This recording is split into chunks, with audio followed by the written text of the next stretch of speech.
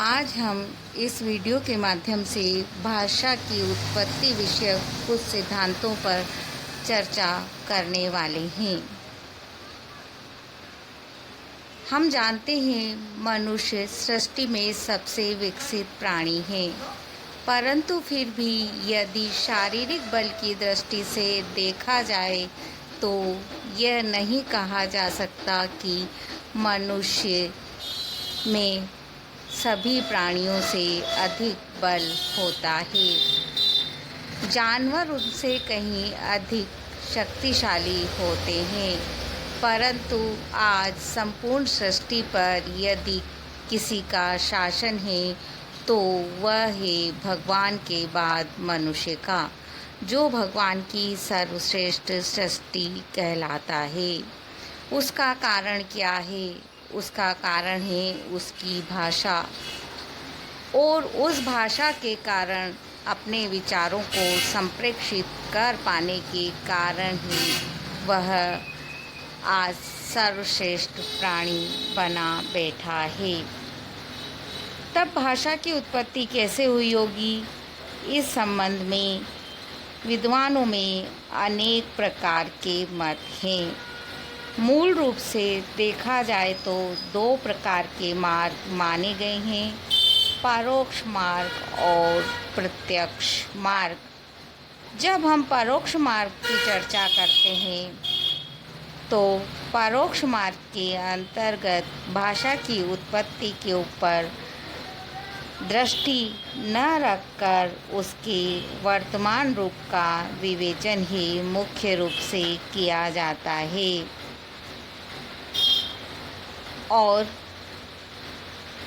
भाषाओं के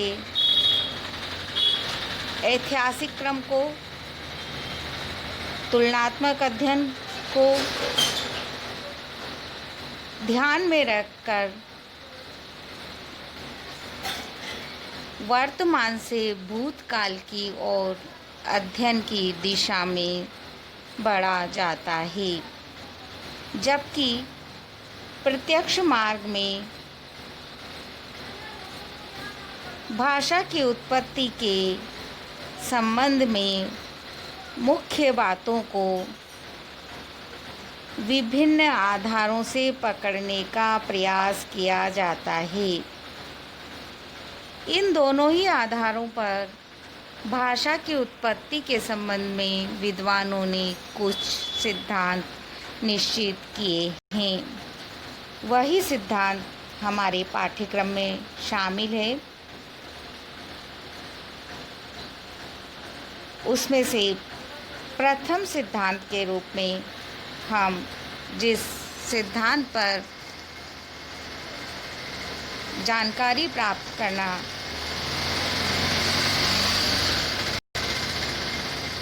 चाहेंगे वह है देवी उत्पत्ति का सिद्धांत।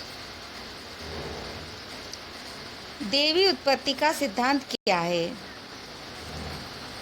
देवी उत्पत्ति के सिद्धांत के अनुसार जो बात सामने आती है वह है, जिस तरह परमात्मा ने मनुष्य की सृष्टि की है, अन्य प्राणों की सृष्टि की है, उसी तरह से परमात्मा ने, ईश्वर ने भाषा की भी सृष्टि की है। पाणिनि के द्वारा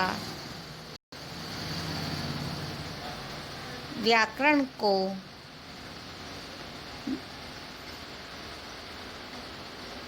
नियमबद्ध करने के लिए जो माहेश्वर सूत्र बतलाए गए हैं, आई ऊन रे लक एवोन एवोच, उनका नाम ही माहेश्वर सूत्र है, और ऐसा कहा जाता है कि ये शिव के डमरू से निकले हुए शब्द हैं।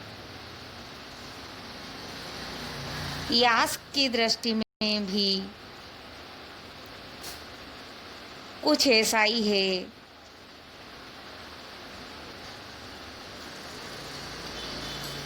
यदि हम दूसरे धर्मों की दृष्टि से देखें तो वहाँ भी यही स्थिति देखने को मिलती है।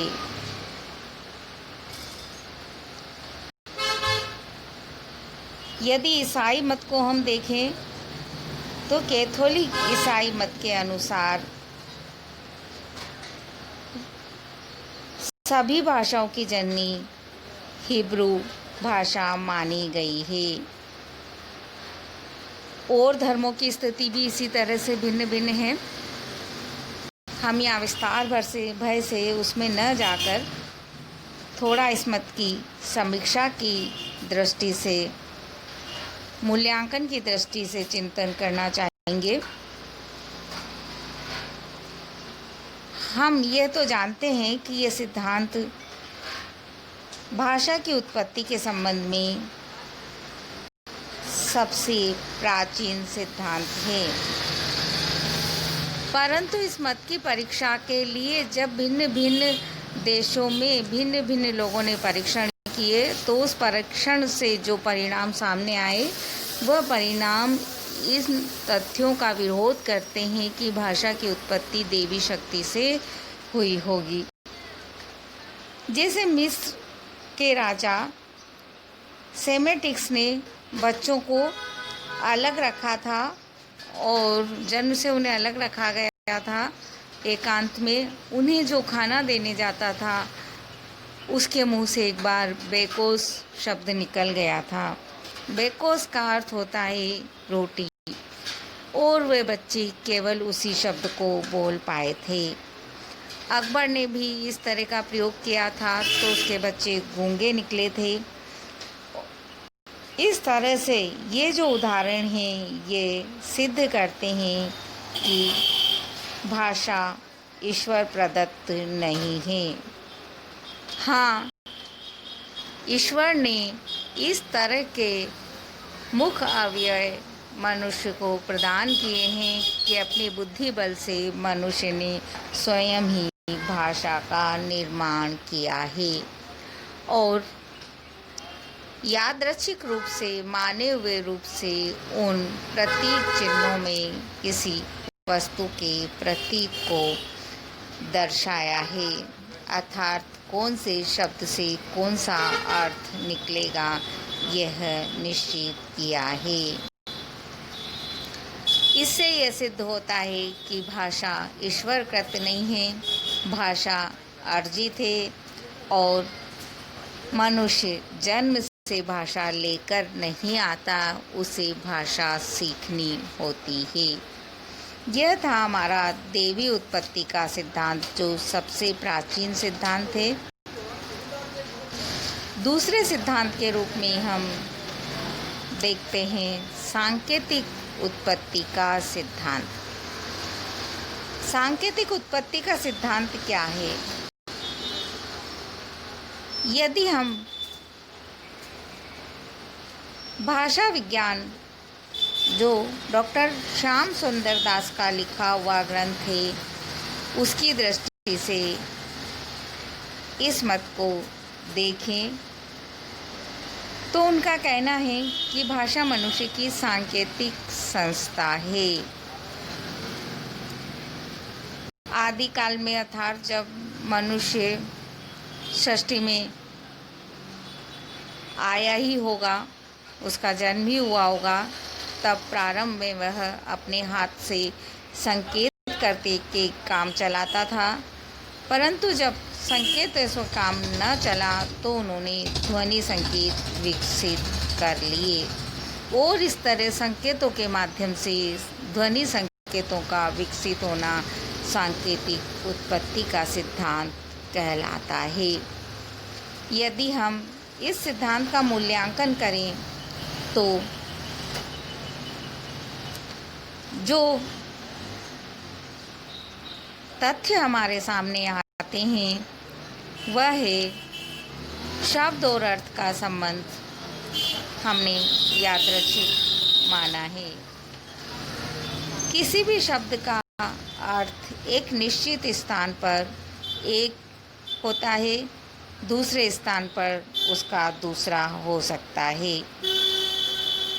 इस आधार पर यह नहीं कहा जा सकता कि मनुष्यों ने जब उनका संकेत से काम नहीं चला होगा तो इकट्ठे होकर मिलजुल कर किन्हीं निश्चित शब्दों का निर्माण किया और उनसे कुछ निश्चित प्रतीक चिन्हों को जोड़ दिया। क्योंकि विचार विनिमय के लिए संकेत से काम नहीं चलता है, तब उन्होंने किस तरह से ये सारा कार्य किया होगा, किस तरह उन्होंने भाषा की आवश्यकता समझी होगी, किस तरह कुछ शब्द उन्होंने बना लिए होंगे और उनसे कुछ प्रतीक जोड़ दिए होंगे, ये सारी चीज़ इससे स्पष्ट नहीं होती। इस कारण ये मत भी निराधार हो जाता है। हम जानते हैं मनुष्य अनेक प्रकार के संकेत करता है,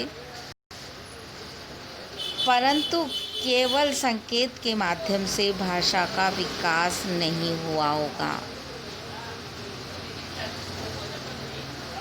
निश्चित रूप से इसके पीछे कोई और मत रहे होंगे। हम अपने अगले वीडियो में भाषा की उत्पत्ति के सिद्धांत के विषय में अन्य मतों पर चर्चा करेंगे। आप इस वीडियो को अपने सहपाठी मित्रों तक पहुंचाएं ताकि वे भी इसका फ़ायदा उठा सकें।